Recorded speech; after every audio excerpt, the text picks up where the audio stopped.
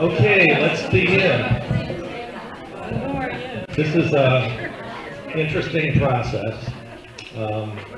This part of it really is a laity-led process. Brian, as any pastor in the United Methodist Church, they have their own decision to make as the bishop related. But they're not to be intimately involved in the decision that the congregation makes. So, here we go. I guess, yeah, I'll take the first question. George. We're having a big argument here. Already.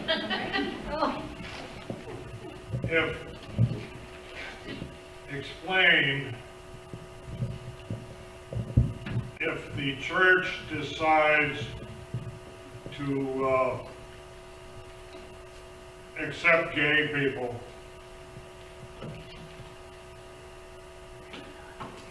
now the international church has not, and the American church is headed towards accepting gay people. Have I got that right or wrong? I think everywhere there's a mixture. If we can believe what we read, the African congregations are much more conservative, although the bishops just put out a letter the other day where they're wanting the Wesley Covenant Association and the Africa Initiative, which are proponents of the traditional, maintaining traditional doctrine. They've asked them to not be involved anymore. So it's pretty confusing. There's, within each congregation, within each area of the country, the central conferences is the rest of the world, and then there's the United States conferences.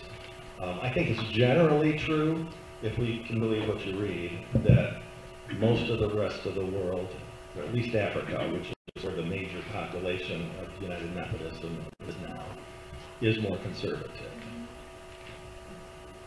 So, more conservative, the rest of the world.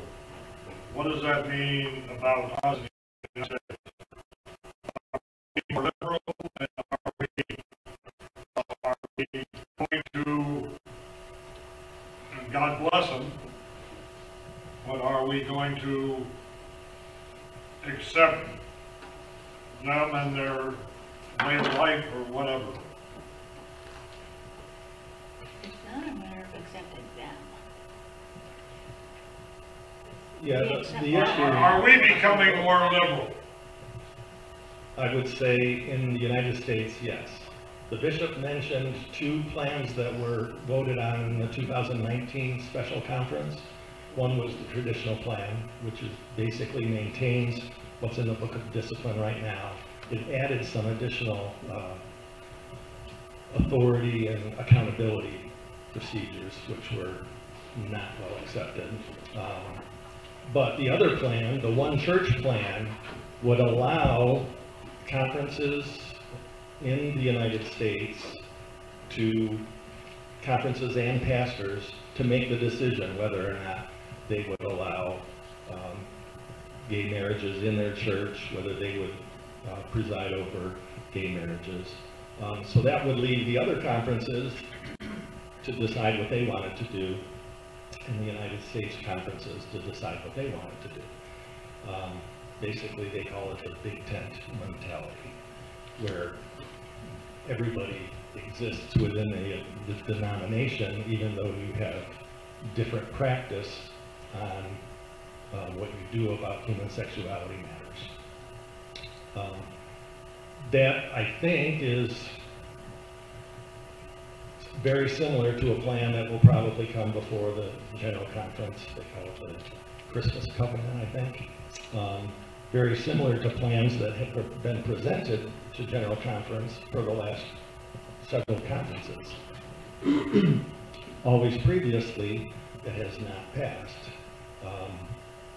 It may very well pass this time because traditional churches have already left the United Methodist Church, and that probably is going to affect the majority at General Conference. What do you mean traditional churches have left the United Methodist Church? I thought the traditional was still the United Methodist Church. That's why I'm confused, because he answered a question that made me more confused. Traditional is the progressive liberal. Traditional is progressive liberal? The direction of the United Methodist Church is toward more progressive practice. I'm so confused. See, now I'm more confused than ever. If you want to remain primarily traditional, Conservative. Yeah. conservative in Traditional, you have to doctrine, leave. you would have to disaffiliate from the United Methodist Church So, and join a more He conservative. said, no, and I said, yes, yes. Right. So basically, if you stay United Methodist, you're gonna go liberal. If you disaffiliate and join a different one, you can stay more conservative. Nobody can say for sure what's going to happen in the future, but That's how it's moving. it's definitely trending in that direction. So when Bishop Webb said the traditional, which is keeping all the positions that are in the Book of Discipline right now, that's traditional, but then he said the one church removes all those statements and allows the same gender as clergy, or more inclusive is what he said. So that sounds like it's the same thing then, if traditional now is going liberal and more accepting of the homosexual movement and the one church, isn't that the same thing? I think when you refer to Well, traditional, because that's what he said. He said there are two things, traditional and one church. And he right. was, but The now. one- the what you one guys are church saying is plan the same. allows for more progressive practice and theology. Well, we'll say practice, because there's no intention or probably no ability to change the actual doctrines in the Book of Discipline. It's a matter of whether or not you're following those doctrines. Bishop Webb referred quite frequently to disobedience to the Book Yeah. of Discipline. That's what he's referring to. In this, well, if they take the language out of there that says, either homosexuality is inconsistent with Christian teaching, if they take that out, then that allows for more flexibility in terms of that particular, how you're going to handle human sexuality issues within, as a pastor, as a congregation, as a conference. It eliminates the conflict, but it still leaves the interpretation of what do we understand about the Bible? What does the Bible say about this? And if you're a fairly traditional, conservative interpretation of Scripture, then you would still believe those things are not okay. And if that's a strong enough indicator for you, then you would probably leave the United Methodist Church once they make the changes that allow for that liberality. So if that's the direction you want to go, you would join, well, independent. Bishop mentioned becoming an independent church. That's probably not a good choice for most Methodists. We're really used to being connected to other churches and other conferences and having global impact. So that's where the Global Methodist Church maintains a lot of that stuff. There are other traditional denominations, the Free Methodist Church, Congregational Methodist Church is a real small one, all of the Wesleyan denominations. There's a number of places you could go and maintain a traditional doctrine and practice. But if that's your goal as a congregation, eventually, most likely, the United Methodist Church will cause you more and more concern as time goes on. Mary. Okay. I'm going to stand up because I want to make sure I'm getting this clear in my head. I don't know about, maybe everybody can hear me if I sit down. When there comes a time for the church to gather and to make the decision, do we stay as an open and affirming church and continue in the current position, or we become I don't want to say non-open and unaffirming, but continue as we are and disaffiliate, do you have to be a member of this church to vote? Yes, to make a decision, you have to be a professing member of the congregation. Thank you.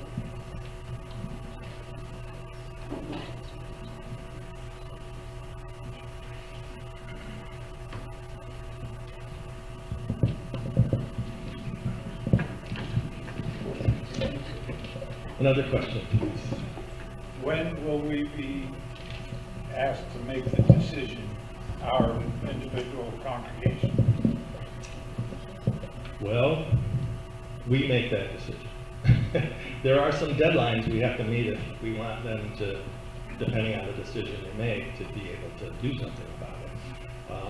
The application that the bishop mentioned that allows us to begin to explore disaffiliation and gives us the financial figures that we need from the conference comes from our council, administrative board, council on ministries, or whatever. They're representatives. So if you have a strong feeling about that or an indication of what direction we should go, talk to your committee on ministry members soon. We'll have a meeting here in another week and a half or two, something like that. So that application to the conference comes from them. Once we get those figures and we have general congregational meetings to pursue it further, if that's the direction we want to go, then we would begin the discernment process, which is something we set up with the district superintendent. And that's a process that's going to take a while. I'm guessing at least 40 days, maybe a couple of months, and it could be much longer than that. It depends on the process that we choose to work through. And at the end of that process, then we have the congregational vote. And you do have to be a professing member of the congregation in order to vote. Yes, John? Question. We have a charge conference coming up in 2 weeks. So are we going to be asked to make a decision as to begin the process at that point? Second, is if we decide to stay in the annual conference that we're part of, decides to go in a direction that we don't want to stay, are we going to be obligated to stay with the annual? No, I'm talking about upstate New York. Are we going to have to follow their, if we decide to stay, let's say the tradition or the progressive, which is what I think would become, are we going to have to stay with them? Do we want to stay? Or is there another local conference that we could join? You follow my drill? My answer's no. I can't, I probably really shouldn't answer this, but what Bishop Webb said about a congregation, same thing. The congregation decides to go to a different denomination. What happens to the people that want to remain United Methodist? And the answer there was, there's a church plant, or you join another congregation, or another United Methodist church gets started for those people that want to remain United Methodist. If the conference, Upper New York Conference, decides to disaffiliate, well, they can't really do that. There was a judicial ruling that said there's nothing in the Book of Discipline that allows a conference to disaffiliate. So there may be something happen in 2014 that puts into place a process where that could happen, but right now that can't happen. It's pretty unlikely, I think, that the Upper New York Conference would choose to not be United Methodist, but if it were the case, then the United Methodist would probably form a new conference that was United Methodist. That's going to have to happen all over the country. The Global Methodist Church, as it's beginning its process, is actually setting up conferences in different areas of the country right now. So as they get people that transfer to that denomination and they see where those congregations are, they're setting up conferences. And over time, you know, right now they're fairly large, over time they'll probably get smaller. So it's a matter of responding to the congregations that are in your area, I believe.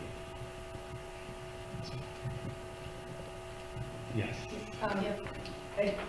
Just as a point of information, that, because I visit a lot of churches in a lot of places, and although this approach to the problem with United Methodists is kind of a new thing for us to experience, there are other denominations all around this area that are disaffiliating themselves and planting new churches within the homes of members.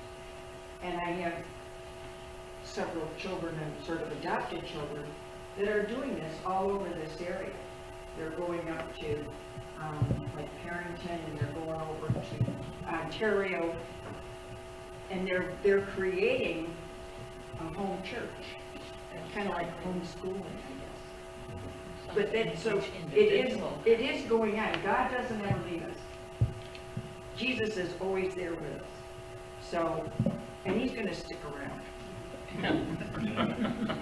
So the bishop said several times, remember to keep the main thing the main thing. And I think Bishop Webb has been described as one of 3 remaining traditional bishops. Many of the rest of the bishops want to go in the direction of being more inclusive, which kind of points to the direction that the United Methodist Church will probably go that way over time. Can I speak to that just for a moment? Sure. Since this video was made, we have discovered and been informed through a letter that the bishop who hopes to retire at the end of this calendar year is Bishop Webb. He is retiring. So the fact is, we are going to get a new bishop January 1st. Depending on who they elect and who they appoint, it could be a traditional conservative bishop, or it could be a more liberal bishop. You know, That's up in the air right now. I'm sorry, the problem I'm having is traditional versus progressive versus global versus, and, you know, traditional to me is what we've been doing right along. So, Which is But inclusive. that's not going to stay, no, I understand. that's not an option. Well, yes, it is. No, it isn't. No. Why Well, not? There's going to be change. There's going Well, to yeah, there's going to be changes. Well, it's not. But it's why the same. do the traditional people have to leave the United Methodist Church? Because a little bit of history here. The special conference that the bishop mentioned that happened in 2019 to settle this whole issue about human sexuality, the final result was a reaffirmation of the traditional plan. Part of that conference created this paragraph 2553, which is the current paragraph in the Book of Discipline that is allowing churches to disaffiliate and keep their property. The original intent for that paragraph was for those churches that could not live with the traditional plan that had been reaffirmed would be able to disaffiliate, leave, keep their property, and form whatever new denomination they needed to. And it was kind of expected that that would be the progressive congregations and those people. Instead, the progressives said, basically, we're not leaving. The bishop mentioned there were even more disobediences. That's what took place. The progressives said, we've been Methodists all our lives. We're not going to leave the denomination. We're going to change the denomination, even if we have to do it by disobeying the Book of Discipline. So that gave rise to the protocol, which made a good way for traditionalists or anybody else that wanted to leave the denomination. And that plan There was no payments required. It was just a matter of you could leave the denomination. There was actually money in there that the denomination was going to allow the Global Methodist Church to start with $25 million. And there was another, I think, $5 million for other denominations, probably more progressive, for them to start as well. So it was a very gracious kind of a plan. Then COVID hit. 2020 got canceled. Postponed to 2022. 2022 got postponed to 2024. This paragraph 2553 was written with the expectation that we would have a general conference in 2022. So there was a deadline that was like 3 years past where we would have a decision at the denominational level. Well, that didn't happen because of COVID. So now we're in a situation where paragraph 2553 expires before we get to the next general conference. That's where the deadlines are coming in. And I think that's probably the main motivation that the Global Methodist Church, rather than waiting until the protocol was voted yes or no, they decided we need to start right away so that congregations that are more traditional and want to leave have somewhere to go.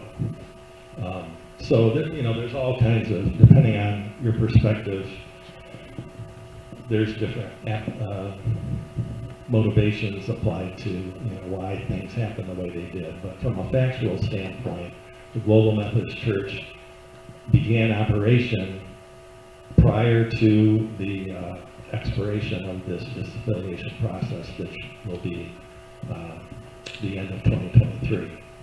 Now, Bishop Webb mentioned that, well, actually, in the information that Brian sent out, it talked about different time frames, and you may not have noticed, but one of them in there was this opportunity number 3. This process of disaffiliation was available since 2019, at least in the United States. So a couple of years have passed, and a couple of annual conferences have passed, which would have been opportunities to disaffiliate. We're coming up on the last opportunity at a regular annual conference. And that's where the March 1st date comes in. We have to have decided whether or not we want to disaffiliate, if we want to, by then.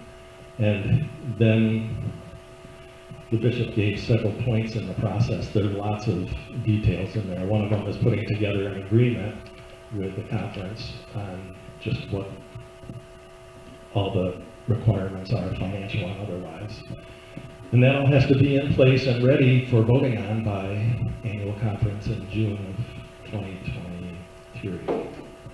Well, the bishop mentioned he foresee or envisioned having another special conference toward the end of the year to deal with other congregations maybe that didn't meet the deadline or didn't make a decision soon enough. Bishop Webb won't be here to make that envision an actual thing. So depending on the new bishop that we get, we may or may not have an opportunity later in 2023 to effect a plan of disaffiliation if that's where we choose to go. So I think at this point we better plan on a March 1st hard deadline. So, one point that I think Connie was about to make, and Jean said I should talk about. We as a congregation and as a church, the United Methodist Church, are inclusive.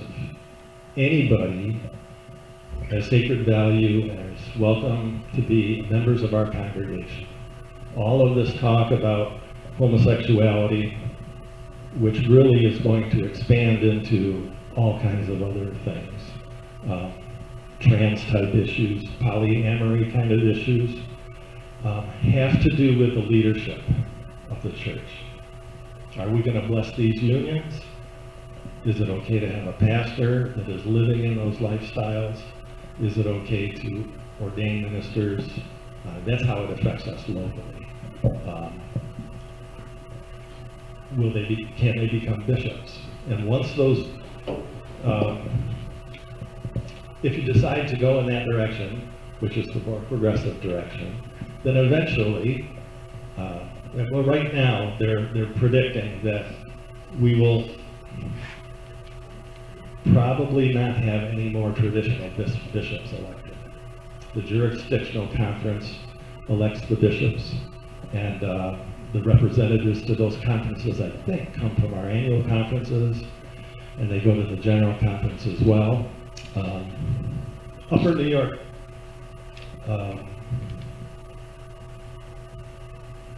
I guess I don't have a real good feel for it, but I think Bishop Webb has had a fairly difficult time and had to be very, very gracious in how he has led us in this district, because there's a lot of support for going in a more progressive direction. And that's kind of it's reflected in the representatives that we sent to jurisdictional conference and to general conference. One of our Upper New York representatives was famously on TV at the last general conference where all this stuff kind of blew up. So, God bless Bishop Webb and Pastor Brian. They have had ultimate integrity. Bishop Webb is a by-the-book kind of a person to his own. It's been difficult for him, I believe. And Brian, in his own situation, he has maintained allegiance to the Book of Discipline and not done things like having same-sex marriages that affect him personally in his own family. So his integrity is amazing, and he's to be honored for that, even though it's been at a huge personal cost. These things hit our lives in terrible ways. I'm a very traditional conservative kind of person, and my beliefs about divorce are pretty strong. And my wife divorced me. I have to Not deal this with it. one. Next week. So it's messy. Even in our personal lives, we have to make decisions about what we believe, why we believe it, how gung-ho we're going to stick to our beliefs, even in the face of the things that happen to us personally. It's not easy. And within each congregation, if we just vote to stay traditional in our policy, which means we need to find another denomination to do that in, there are going to be those among us that don't agree. And do they find another church? Do they start a church that more accurately reflects what they believe? Or vice versa. The worst part of it is we would no longer have Brian as a pastor. If we disaffiliate, Brian's already made it known that he's going to be remaining with the United Methodist Church. So the practical implication is if we disaffiliate, Brian will no longer be our pastor as of the date of the disaffiliation agreement. He would get assigned to another United Methodist Church, and we would get a different pastor based on whatever direction we go. Yes, ma'am. Is this an all or nothing? So that the vote comes and the majority say, we want to disaffiliate, so that everybody has to go? There are some people that can stay? Would be open and affirming? We're already That would open be and affirming. that would be a personal decision as to whether or not you wanted to remain in the as a member of the congregation, or you find another church that more closely affects your beliefs. And that affects either way, right? Yes. Yeah, that's what, it's going to be painful no matter what we do.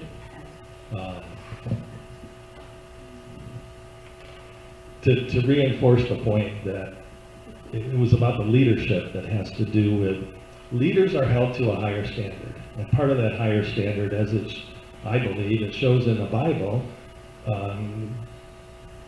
there is a measure of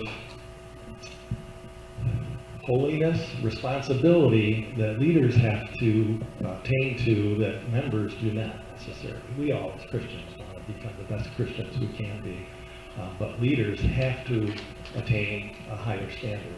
And whether or not you believe that standard includes the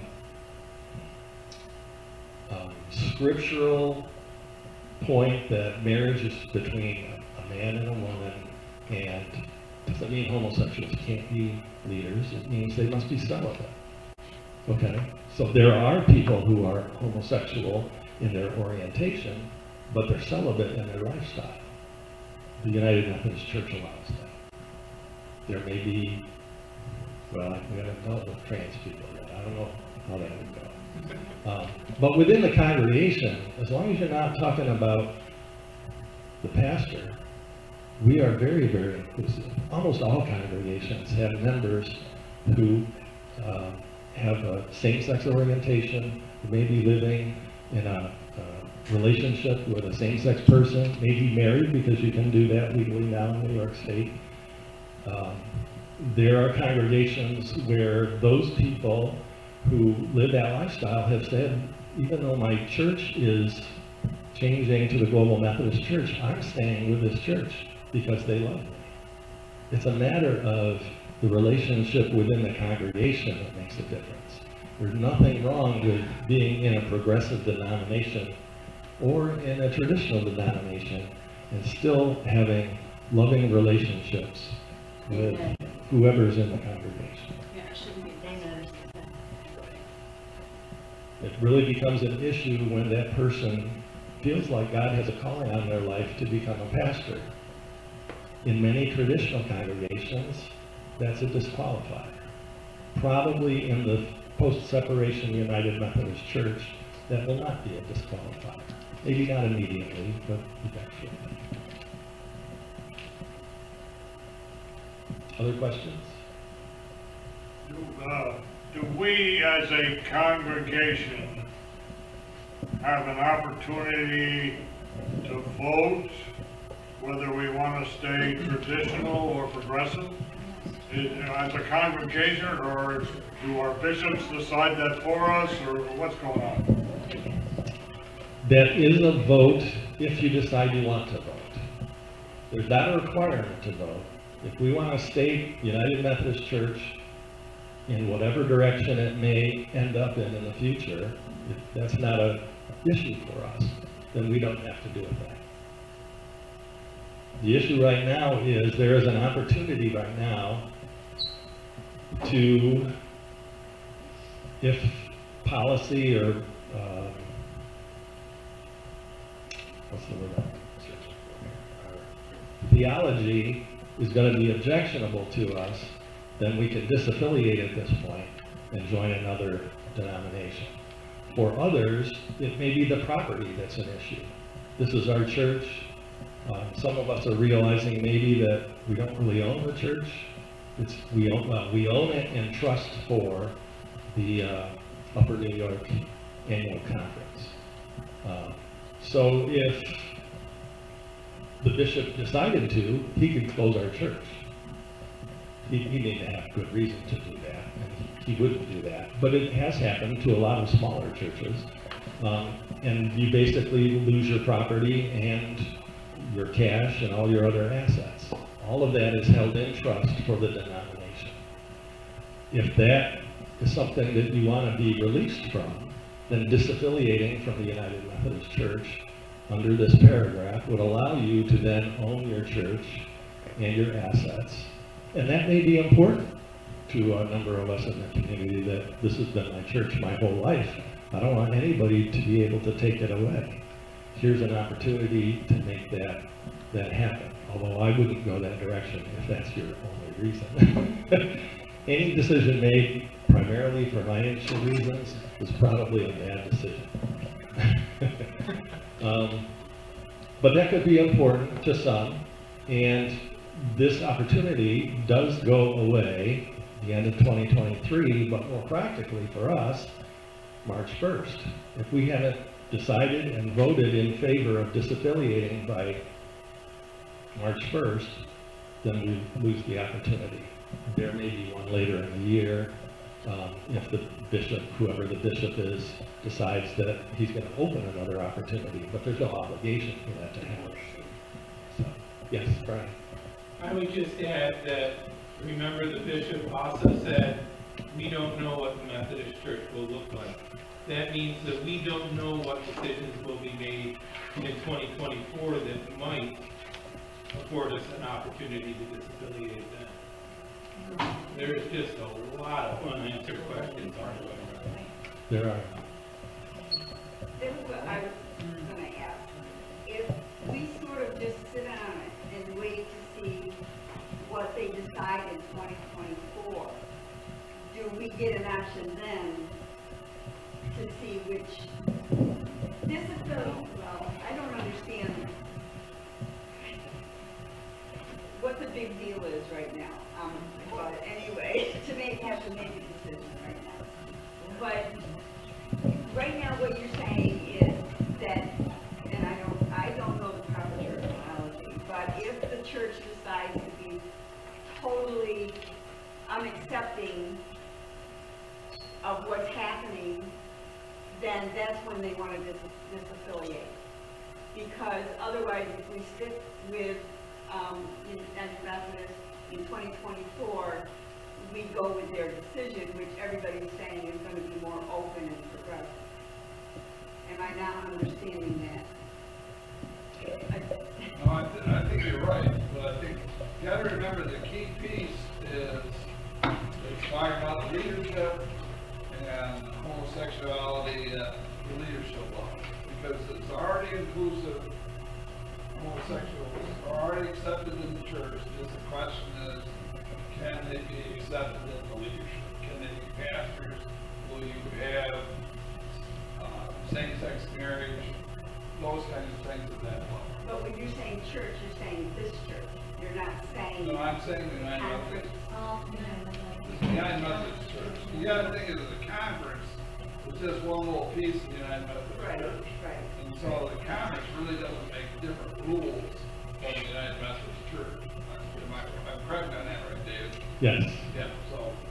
If you want the option to disaffiliate whenever,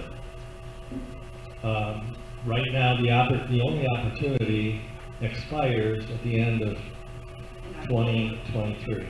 Now there used to be in a paragraph in the Book of Discipline, well, the paragraph is still there, but the Judicial Council has ruled that that paragraph can no longer be used to disaffiliate.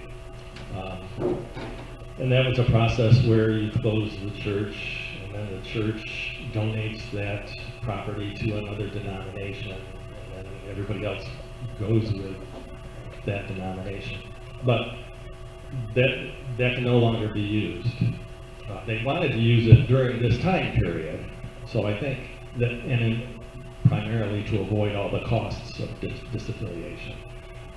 So the Judicial Council said, no, that's no longer valid. So when 2553 expires, there is no method for disaffiliating from the Methodist Church. Now, in 2024, there will probably be motions or whatever they are to either extend 2553 or come up with a different disaffiliation process. And they may or may not pass. Nobody knows or can predict what's going to happen at a general conference. So I think at this point, if you want to reserve the right or the opportunity to disaffiliate, you need to do it now. I'm going to be leaving. I have a family birthday party at 2 o'clock in Auburn, so I didn't want you to see me walking out and think I'm tired of the discussion. You're doing a great job. Keep up the hard work. Thanks, Brian. Betty? We have a virtual membership, I believe. Would they be included in all of these decisions, and are they being made aware of what's going on in our church? And how are they being included? Well, they get the newsletter. If they're members, they're getting the newsletter. Yes. Pardon? There's, If they're members, they're getting the newsletter. Just the newsletter? But if they're members of the church, not just someone that's... Yeah, that's they get the vote? Yeah. Because. Well, you need to that understand information there's, will go out when it's time to vote. But could, Because if they're on the we, third floor, that they're a member, they watch it on the internet. How do they get to have their vote? That can be worked out later. The logistics of it is a whole different issue. but if we had further meetings, could it be done so they could be inclusive, because no. yeah, I'm one's- actually recording this now. Oh, So okay. that people that aren't here will have an opportunity to hear the questions and answers. And the intent is to include everybody. Now, there is a difference between attending members and professing members. And it's just the professing members that get to vote. So if that's an issue, Join now. become a, become a member soon. But you have to be a member of the congregation to vote. If you attended a different Methodist church or a member there and never moved your membership, Well, yeah. then you're not a member. You have to make sure you move your membership. Right. Or if you just watch it every week online, but you never joined the church, you still won't get to vote. Right, okay, but we do have members that are unable to attend our church. All members will have a Yes. vote. It They is, have a voice. the vote is, Okay. in order to disaffiliate, it requires a 66% or 2/3 majority of the people present voting. Now, I'm not sure how much flexibility there is in virtual voting and that kind of stuff, but that's what happens. When we have the congregational vote, it's 2/3 of those present. What is our membership? What is the number of our memberships? It used to be like 700, but now they get it down. So what is our membership now? We mail newsletters to 220 people, though they're not all members. Some of them are different parts of the country. And some of them are more than one person in a household. Yes. Yeah, as far as, When was the last time the membership rolls were purged? It's kind of in process right now. a couple of weeks ago. No, even before I took the role as church administrator, I was working with Brian on, and with, what was her name? Robin, on our ICON membership roles and stuff. So at one point, we did have close to 800 people in the database, and most of them were inactive. Many of them were deceased. So at this point, as far as active members goes, I shouldn't say. I need to look it up, but it's somewhat less than 200.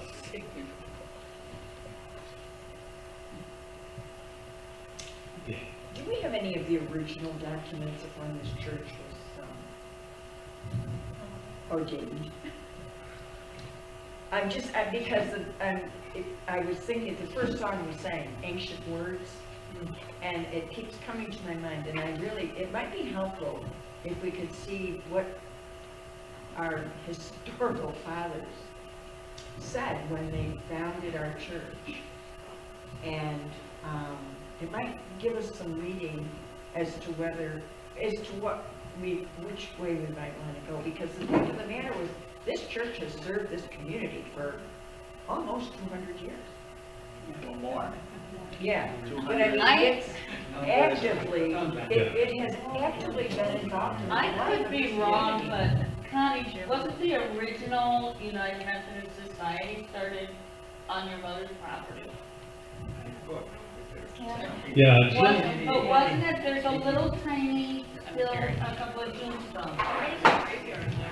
Yeah, and I think that was the first meeting place. yeah, I think there's an address in the volume that Methodist Jim put Society. together. And there were previous historians. So we've got some history. As far as actual documents, I know we have Well, some even if you have, historians. if there's any, because I know my grandfather kept boxes of everything he said anywhere. So there must have been something. I'm not sure that we want to go with what our founding forefathers' different thoughts and values were at that time, because the world has changed immensely since then. Yeah, but the The stuff that I have read from them is based upon the love of Jesus for his people. And that's what brought people into becoming Methodists. Earlier I said, and other people have said, no matter what we do, there's going to be change. Yeah.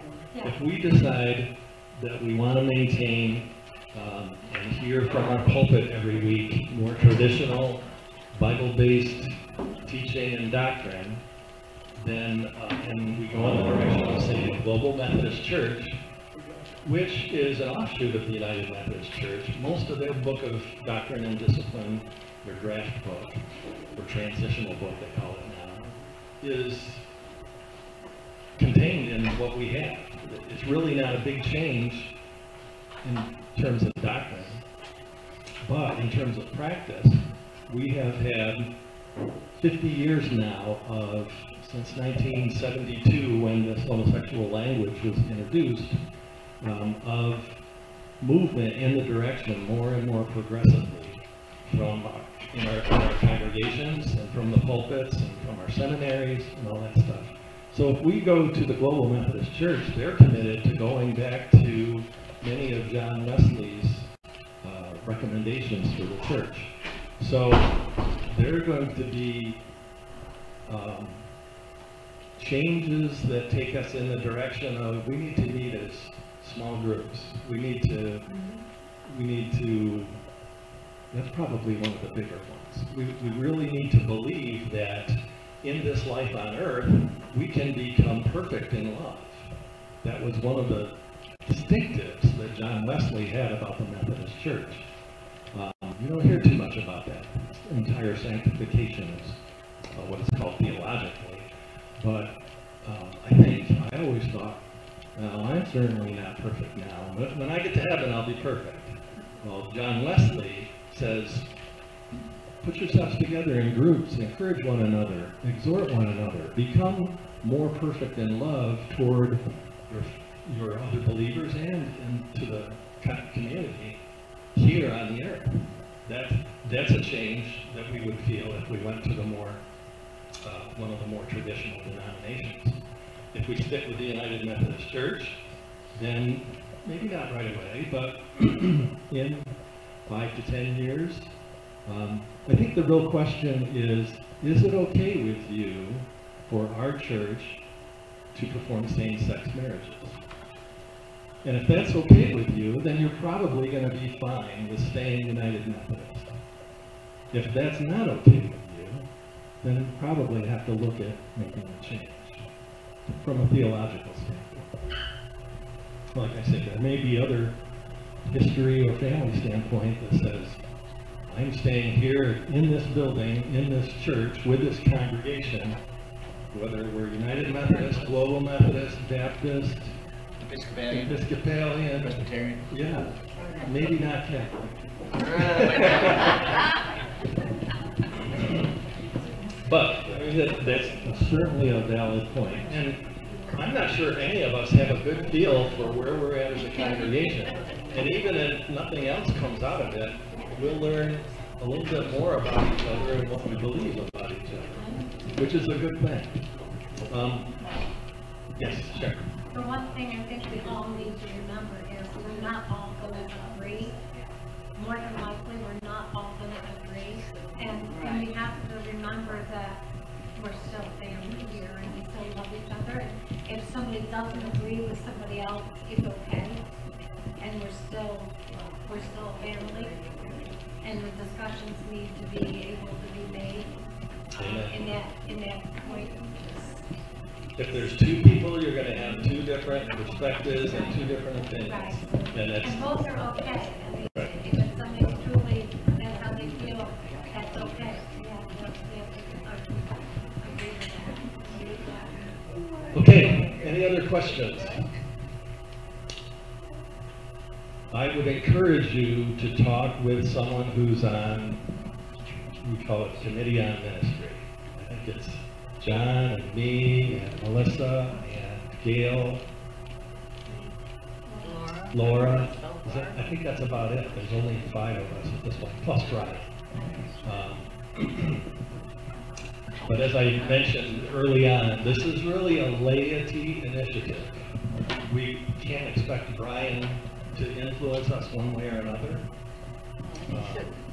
And we know what direction he's headed in, because he's already stated it, which is a positive thing. And for the record, should I say this? Yeah, go ahead. As I mentioned earlier, I'm very traditional. And Gene and I are headed for the Global Methodist Church. Maybe not immediately, maybe not ever. I mean, primarily we go where we feel like God calls us. And when God says it's time to move on, and believe me, we've had many sessions of prayers saying, God, can we go now?